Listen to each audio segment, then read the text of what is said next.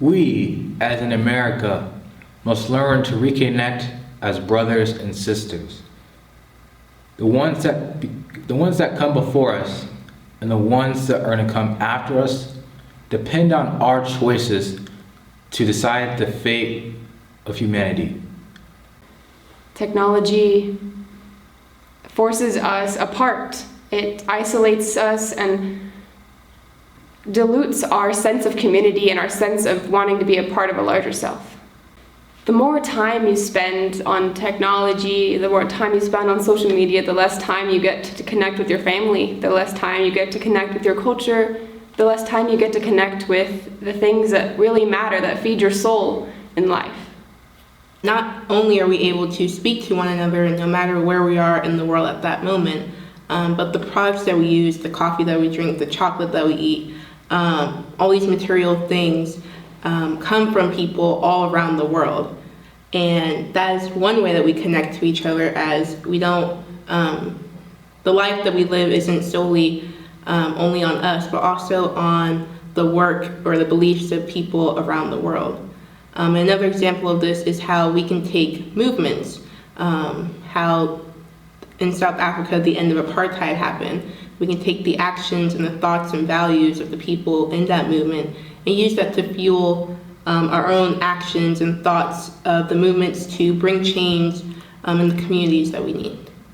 At the Martin Luther King Jr. Freedom Center, we focus on 4 topics, including bettering police-community relations, ending childhood hunger, the human right to water, as well as implementing civic engagement classes in schools across California. These specific actions include registering people to vote with the League of Women Voters, going door to door, getting more information out about the upcoming election.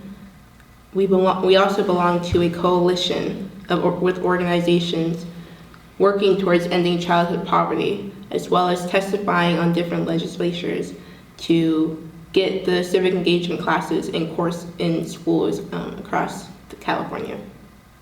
We've talked about the importance of the 2 realms, the internal and the external, and why it's important to acknowledge the benefits and some of the setbacks of each of these 2 realms.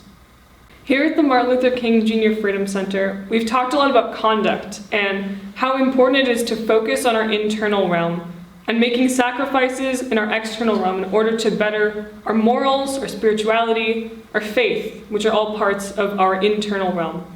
Because in order to balance the 2, we need to catch up to where we are externally and be there internally as well. Today in class, we challenge our students to figure out how to connect to their internal realm. The internal realm, as described by Dr. King, is the art, the music, and the literature that we all share as a part of our culture. To lead with our inner realms, we have to look at those who've come before us. We can use the technology that we have and take the time to research about our ancestors.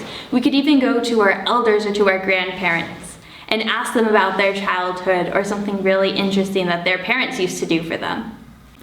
To connect to our internal realm, we can also take the time to do things for others. We need to learn to be satisfied with what we have. We need to unlearn the mindsets that our society has taught us. We need to learn to be together and find satisfaction in working, in hard work, in social justice, and in community.